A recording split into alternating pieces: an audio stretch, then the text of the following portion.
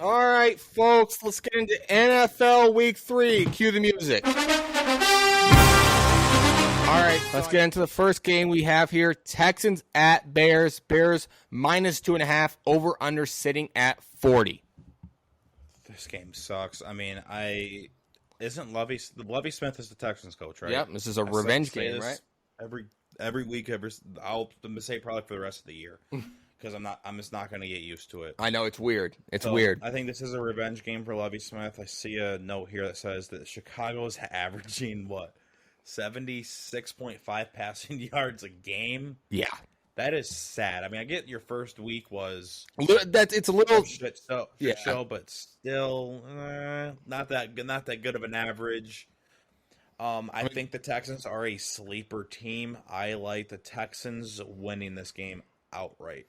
Do you think that this game has some implications for the number one overall pick?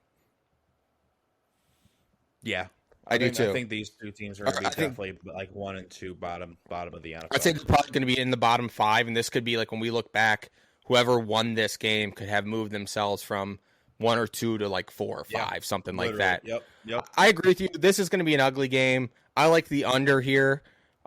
It scares me though because it's like you just like I get a weird vibe that the Bears are gonna like come out firing, with like nothing to lose. Fields is gonna want to let it loose. I just don't know who he has to throw it to, and even if that's their plan, I don't know if they're good enough to do that. Their roster just is not good. And I agree with you. I think the Texans play very hard. Singletary, that corner. He was named today as their number 1 corner. I think he's been that all year. I think Lovie Smith came out and said he's going to be the number 1 corner on that team for years to come. And they got a young, fun secondary. I agree with you. I like the Texans to win this outright. And if I had to pick, I'd take the under. Next game. Fuck, man. 2 of them probably the more unpredictable teams in the league. Raiders heading to the Titans. Raiders are favored -2, over under at 45.5. This is another one of those games to where I like the dog in this one. I thought the Raiders were going to be a lot better than I had them in the Super Bowl than what they are. And according to you, they're not even going to make the playoffs. And I like the Titans winning this outright. I love them at +2, or I like them at +2, or I like them at money line. I even love them at +2. Yeah, it's tough because based on what I just told you guys at the beginning, when 2 0-2 teams play each other, history's usually, or when an 0-2 team plays a non-winless team, the history, 2 winless teams playing each other. I don't think either of these teams are as bad as 0-2 makes it look. Raiders should have won last week. They collapsed late before Kyler went video game mode. Titans pretty much had the Giants wrapped up, and then Saquon went crazy. I don't know. This is tough. I want the Raiders to win. I like the Raiders, but with a West Coast team traveling to the East Coast for an early start, I think it's Titans or pass here. So I'd agree with you. Yeah, I like the Titans in this one. What do you got? Any opinion on the over/under? I would lean towards the under in this one. Yeah, I think it's going to be more of like a ground heavy, pound it with Derrick Henry type of game. Yeah. I will say that Titans are 0-2 against the spread this year, so I don't know what that means. Teams that are 0-2, what the spread is. They didn't come within the spread two of their games this year. Thanks. You took me literally. I don't know how to take that heading into this matchup. We'll see. I don't know. I'd take the Titans. I agree with you. Again, it's one of those teams. I think these are probably 2 of the more unpredictable teams in the league. Like I said at the start, hard to know what you're going to get. Raiders could come out and throttle them. I just don't see that happening. I like the Titans here. Moving on, Chiefs at Colts. Chiefs are a 5.5-point favorite. Over under at 50.5. Colts are a fraud. Chiefs -5.5. Over 50.5. End of discussion. Yeah, I like that, especially because the Chiefs coming off a Thursday night game, they've had even more time to prepare for this game. They're going to be well rested. I think anytime you give Patrick Mahomes and Andy Reid extra time to prepare, that just does not bode well for the opposing team. I was high on the Colts coming in. they've proved me to be. I think everyone was. Yeah, that Everyone was really high on the Colts, and all of a sudden, 2 duds to start out the year. like bad duds. I would say that if you had to poll like NFL fans and say what's more likely, the Colts starting 2-0 versus the Texans and the Jags, or them starting 0-2, probably like 90% of the country would have said it's more likely they start 2-0 than 0-2. Yep. And so, again, this isn't looking good for the Colts. They're going to be 0-3 after this week. It would just be my luck, though, that this is the week that the Colts win. I don't see that happening. Never bet against Mahomes and Reed when they've had extra time to prepare. I love Chiefs minus 5.5. I love the over 50.5. Love it, love it, love it. What's next? The Buffalo Bills are heading down to Miami and playing the Dolphins. Bills are 5.5-point favorites. Over under sitting at 52.5. I think this is going to be a good game, man. I think. See, I think it's going to be fun to watch. Let me put it that way. I think it's going to be fun to watch. I think the Bills. I'm taking the Bills minus 5.5. I'm taking the over. I just feel like we've been saying with like the Seahawks and Geno Smith, I think water is going to meet its level. That's fair. With the Dolphins. I mean, I'm not saying that they're a bad football team. It's just It's like what we talked about with Georgia. The Bills are just in a different category. Yes. You know what I mean? So what's interesting about this is although Miami is 2-0, the Bills have been so dominant that the line moved 2 points towards Buffalo from the preseason look ahead on Action Network. So it's one of those things where, yeah, Buffalo or Miami's looked really good, but the Bills have looked dominant. I think this is one of those things where it could be close throughout most of the game, and then all of a sudden you look up and the Bills are up 14. Yep. You know what I mean? The Miami keeps it close. A couple long touchdowns with Waddle or Hill. I expect Tua to probably have to pass the ball again 50 times a game. That's why I love the over in this one. I think both offenses have the chance to be really explosive, but I until the Bills show a chink in that armor, I can't bet against them, man. I agree. No, I agree with that. Josh Allen, dog. Yeah. Josh Allen, your favorite quarterback right now? Easily. No, he's been my favorite. Yeah, even at the beginning of the season, he was my favorite quarterback. You think that if you had to draft any quarterback right now in a fantasy draft, Josh Allen. Who's number 2? Mahomes? Probably Herbert then. Rodgers? Burrow. Yeah, Burrow's good. It's just Rodgers is old. Yeah, so I get that. That depends on what you're trying to do. Are you trying to win a championship now and just say screw it? I was going to say like for 1 year, But yeah, I agree. Allen's just so good. I'm really impressed with Allen too. Just coming into the league, he had accuracy problems, and he's really shored that up. McDermott's done a great job over there. I love the Bills here, even though they're traveling to the Dolphins. Was this not a rivalry game, but a conference divisional rival. Yeah. And history's on the Bills side here. They've destroyed Miami in recent years. Although I will say it's not the same Miami team, but I still love the Bills here. Right. So the Baltimore Ravens are heading up to New England and playing the Patriots. Ravens are 2.5-point favorites. Over under sitting at 44. The line was Ravens -3 before the weekend, and after the weekend, it's still -3. The line hasn't budged all week. I don't know. That seems odd, especially the Ravens' offense has looked good. I know the Dolphins etched one out against them last week. Still, the Ravens have looked good. According to Action Network, the trends favor the Pats, like historically, but in my opinion, I think the matchup seems to favor the Ravens. I'll take the Ravens -2.5.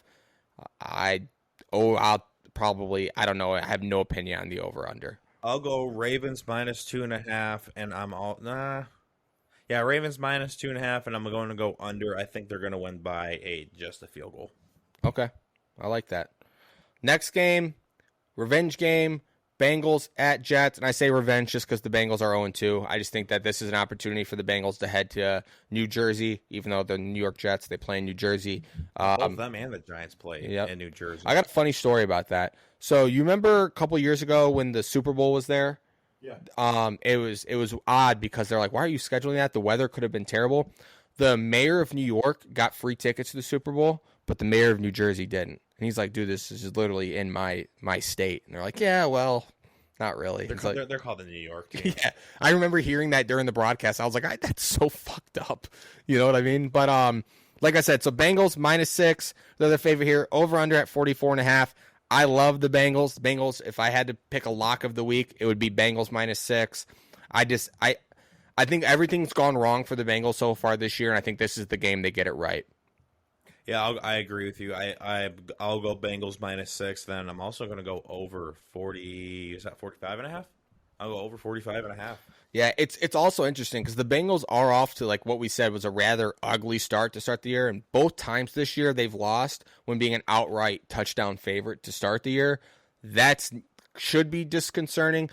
But there's just too much talent on both sides of the ball in Cincinnati. And with Joe Flacco playing, I just don't know that the Jets are going to be able to score enough points. The Jets should be 0-2 if it wasn't for Nick Chubb's, running it in the end zone. He should have taken a knee. That miraculous comeback by the Jets last week. I don't see them doing that again this week. So yeah, I like the Bengals here. And Robert Saleh is just 6-12 against the spread as an underdog and 3-8 against the spread as a one-score dog. Trends favor the Bengals here. Jets defense is horrible. Jets offensive line's riddled with injuries. Also, I read earlier today that Sauce Gardner's health is in question. Sounds like he's going to play, but he might be a little banged up. And since he has covered in 16 of its last 17 wins, so I like the Bengals here.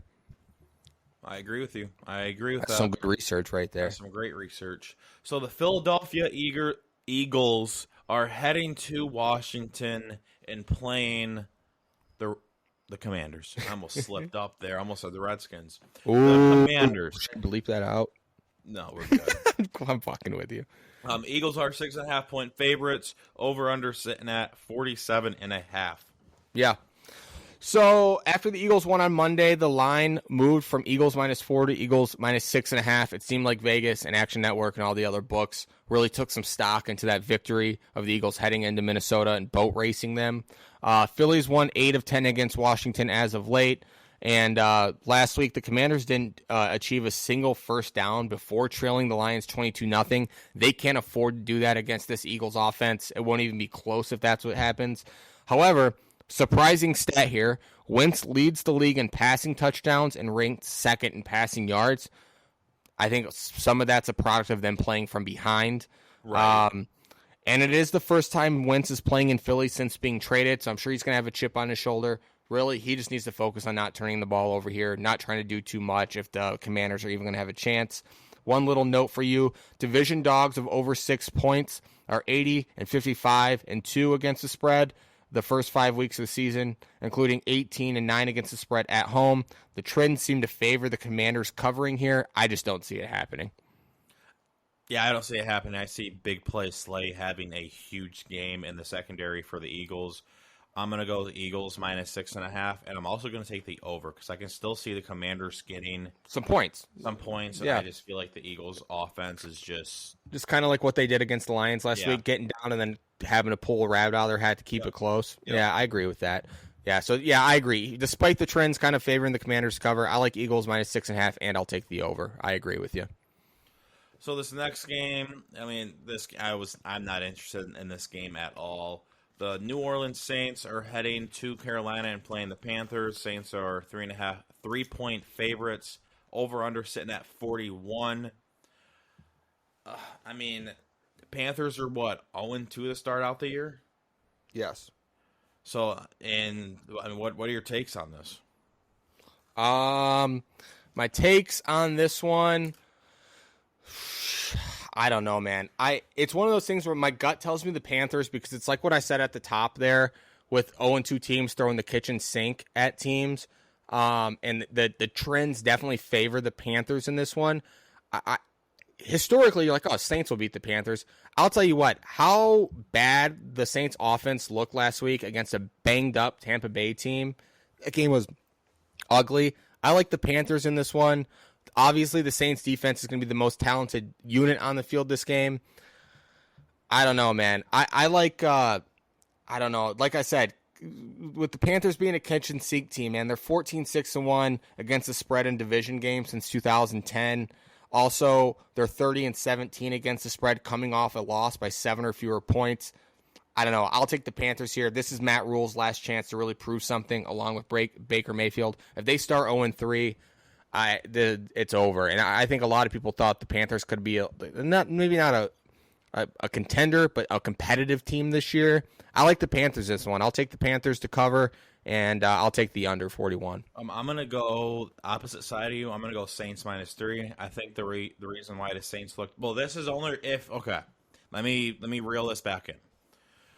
This is if Alvin Kamara is playing. If Alvin Kamara plays, I think Saints -3. I feel like they're a different team when he plays. I feel like he's dynamic. Yeah, so I feel like that's the reason why their offense didn't look as good last week. And with Jameson having that back injury and then making him play, I feel like that was definitely another thing. With factor. Kamara not playing, Jameson's injury happening, just the 2 and 2 together definitely hurt that offense. If Kamara plays, definitely Saints -3.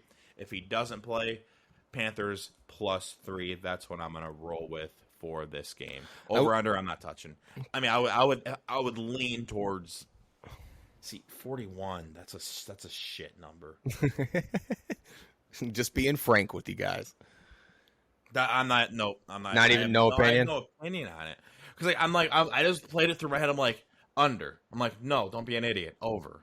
Yeah. No, don't be an idiot. Under. No, don't be an idiot. Over. No. How about don't be an idiot and don't fucking touch it? Yeah, I like that. So I will say this: with how badly I've been at picking games this year, I'm going to rely on the trends a little bit. How about this? Which coach you think would beat the shit out of the other coach?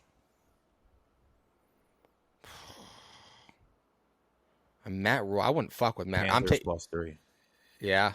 That's how I'm going. You're right. I've been so bad, I might as well just go with that. Matt Rule would kick the shit out of Dennis Allen. I'm going Matt Rule. I'm going Panthers +3. Book it. I will say this. I just wanted to say this. The reason I'm all in on the trends this week, guys, is because of how bad I've been. I needed to switch it up. I'm going to side with the trends on this one. I like the kitchen sink team, the Panthers, to win. We're on opposite sides of this one. But, hey, division game should still be a good one. We'll see what happens. This game sucks.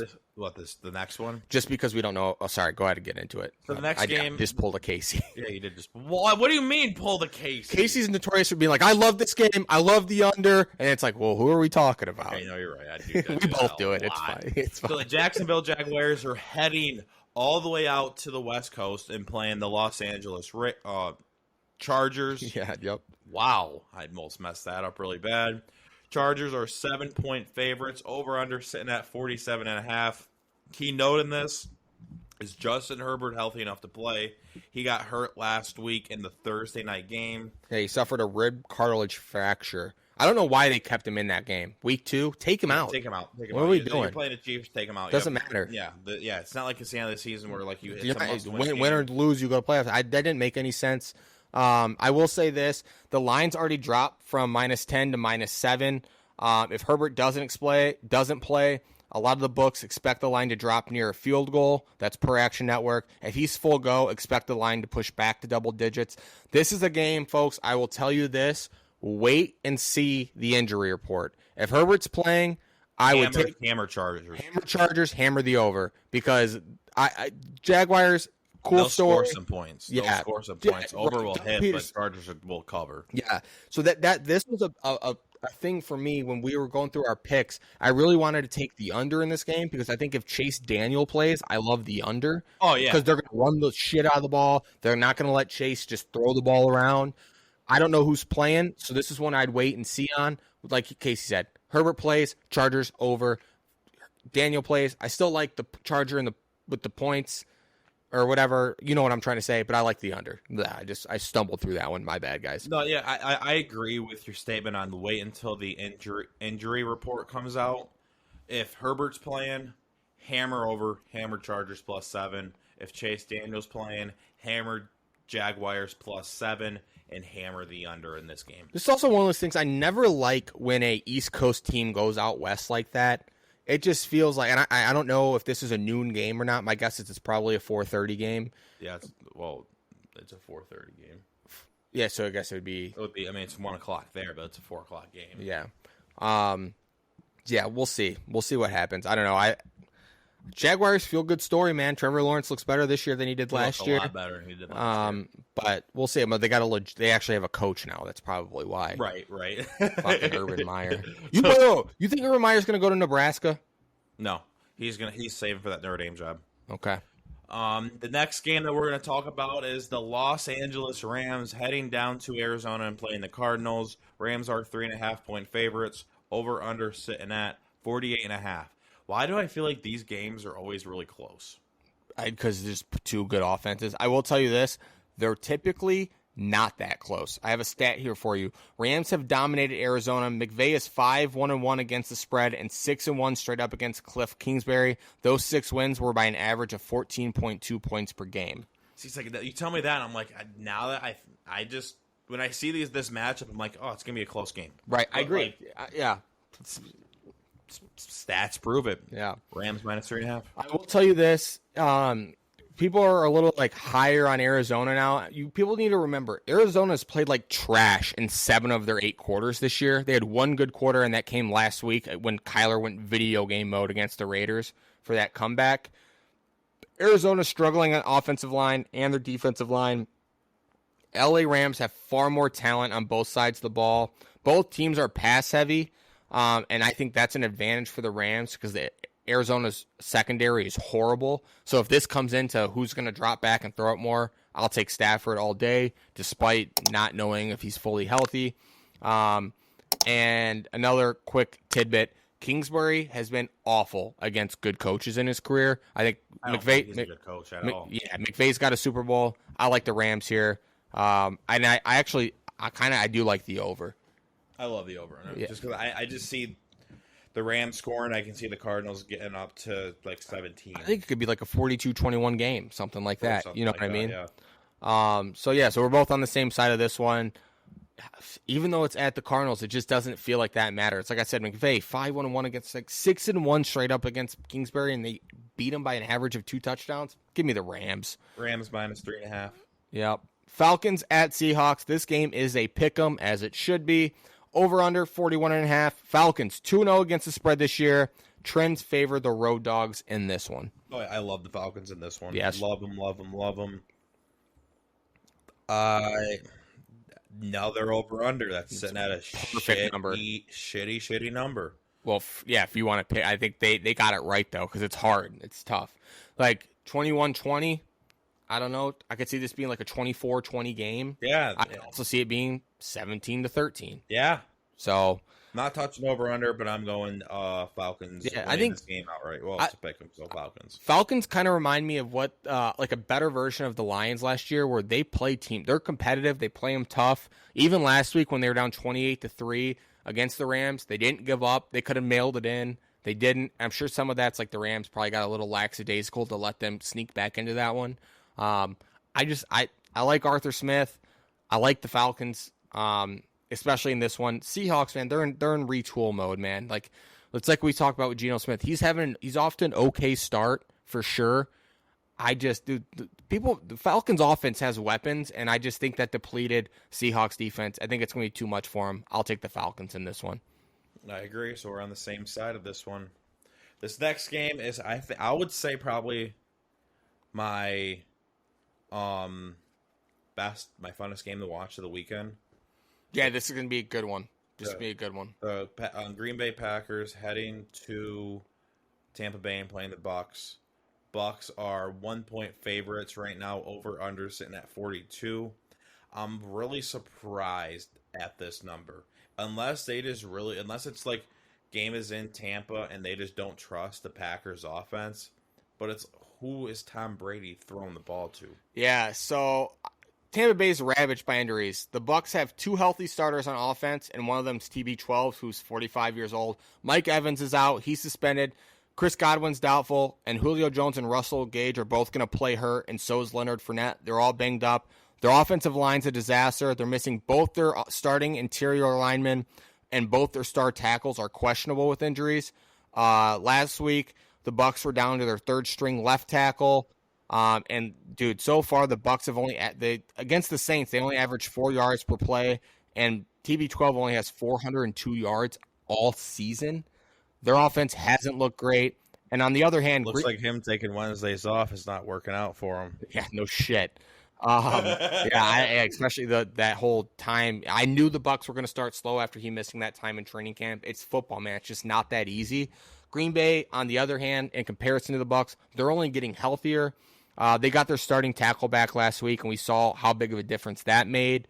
And another interesting note about the line: despite the Bucs being undefeated and playing at home, the line opened at Sunday just at 3.5-point favorites, and the line's moving towards Green Bay. And Green Bay honestly could be favored by game day once the injury report comes out.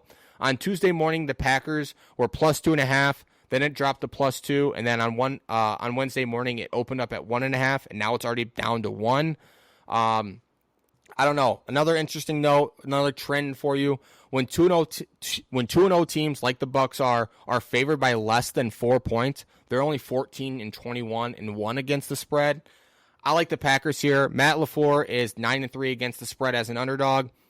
I'll take the Packers. I'll always take the healthier team. I like the Packers. You like the under in this one, don't you? I love the under in this one. I love the Packers, and I love the under just because of everyone that Tampa's missing. I don't see them scoring a ton much. of points. Yeah, I agree with that. And then same thing with the Packers. The maximum? I don't see them scoring. Yeah, they have to prove it to me that you can score points, especially for the Packers. I think this early in the year, this is a safe bet. The Packers, although they looked good last week, they ran the shit out of the ball. They're going to control the time of possession in this one. I think that they're going to try to get the young receivers involved. I'm just not certain that explosive Packers offense that we're used to is going to be there. I like the under, but I will take for sure Packers money line in this one. It's essentially a pick 'em anyways. I like Packers, and I like Packers, and I also do like the under. Perfect. We're on the same side of this one. So it looks like we're on the same side of this one. Were you I do it every fucking week. Yeah, you're good. So this is a Sunday night game. The San Francisco 49ers are heading to Denver and playing the Broncos. Yep. 49ers are 2-point favorites. Over-under sitting at 44.5. A lot of people are saying that the 49ers are going to be on the road to the Super Bowl now that Jimmy G is their quarterback. I mean, I called that at the beginning of the year. 49ers were my team to win it with Jimmy G at the helm. Granted, I did not want Trey Lance to get hurt. I just thought he'd play his way out of that job. Like I just said, Trey Lance is out for the year. Elijah Mitchell's not back. And the Broncos head coach, Nathaniel Hackett's just looking like he's not ready to be a head coach. No, he's not. This is a bunch of bonehead moves so far. Well, it all started off with what? It was the week 1. Yeah, that field goal decision where they instead of you have two options: 5 yards with a dude you paid what $240 million, $240 million to, not a year, but like a total contract of $240 million, or put it in your kicker's foot and have him kick a 64-yard field goal to win the game. I think that was the dumbest decision a head coach could ever make. He just looked overwhelmed, man. And they had a couple delay of game penalties last week, and Hackett came out and said, like, oh, I just got to be quicker at deciding if I want to go for it or kick a field goal. I'm like, dude, you're the head coach. You should have those scenarios already in your head. We're like, once we get to that point, what are we doing? Decisive. There's nothing worse than being indecisive. If you're wrong, at least you made the decision. Don't do this pussyfooting around. Also, he was asked earlier this week if he was going to relinquish play calling duties, and he said, I think I'm going to keep calling plays. Dude, they hired you because you're an offensive brain. Don't do this. I think this. I think that. You are the leader of this fucking football team. I am picking it, or this guy is picking it. Yeah, that's it. I think this. I think that. He's just getting a little too cute. It looks like it's going to be a disaster with Hackett there. He's got to turn that around quick. I do have some tidbits for you. The 49ers defense has been great this year, and I think that spells trouble for what we just alluded to, a struggling Denver offense. Although Wilson has been awesome in his career as an underdog and at home in primetime games, I'm not sure he's the same person that we've become accustomed to. Also, 49ers were underdogs when this line opened up, but the money flipped the line. All the money, all the sharp bets are on the 49ers in this one. Also, together, Garoppolo and Shanahan are 13-3 against the spread when they open up at anything less than 3-point favorites. I love the 49ers at -2, and then I'm also going to take the under in this one. I think the Broncos are frauds. This is a tough one. I want to take the over. I'm going to take the over. I like 49ers -2. I like the over. I think 49ers get out to lead. Wilson's forced to throw the ball a ton. Unders 2-0 this year in Sunday night games. Just saying. That's also true. Yep, I did see that. I don't know. I see the Broncos maybe playing from behind in the second half, and maybe some backdoor cover action for the over under there. That's kind of what I'm looking at. But yeah, I don't know. Damn, we're already almost done. Yeah, we got two more games. Two more games. Oh, you moved them. Because last week we totally almost skipped over the Lions. Yep, smart. So this is the Monday night game. The Dallas Cowboys are heading up to New York and playing the New York 2-0 football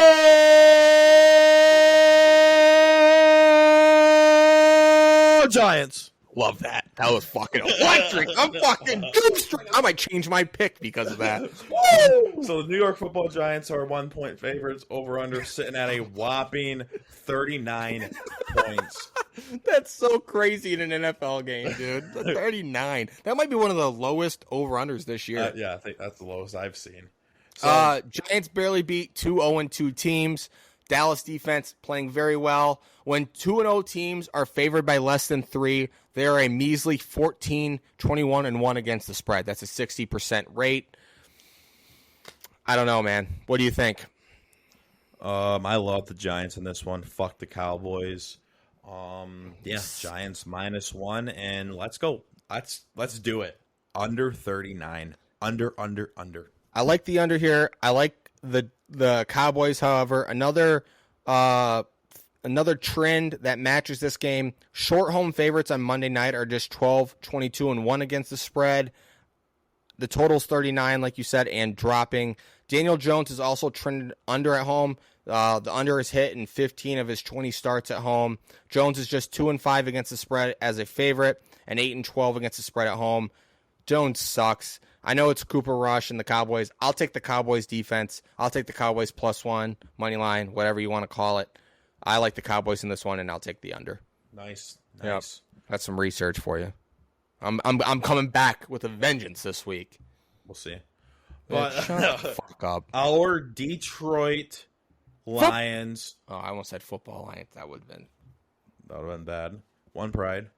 Are heading to Minnesota and playing the Vikings. Vikings are 6-point favorites. Over under sitting at 52.5. Love the over. Love the over in this one, and I also love the Lions +6. Wow, really? Love the Lions +6. Kool-Aid, guys. I'm drinking the Kool-Aid. We'll see what happens. I think the Lions will keep it close. I mean, I see a stat here that says these teams have played 3 straight games that are 2-point games. Yep. Boom. That's my reason. Yeah. End of discussion. Look at this. Mic drop. He caught it. Nice. On Sunday night, the over was set at 50.5, and it's moved to 53.5. I think that's just gonna go up. Yeah, I think so. I saw something earlier. The Lions have scored the 3rd most points in the NFL this year, behind the Bills and the Commanders or Dolphins. No, I think it was the Chiefs, Bills, Lions. I think. But anyway, the Lions are a top 5 offense so far this year. I don't know, man. This is tough. The line, I would say this. If the line moves from Vikings -6 to -7, there's some nice division underdog trends that favor the Lions. I think the Vikings win by a touchdown. I got Vikings -6 over under 52.5. Can't believe it. Can't believe it.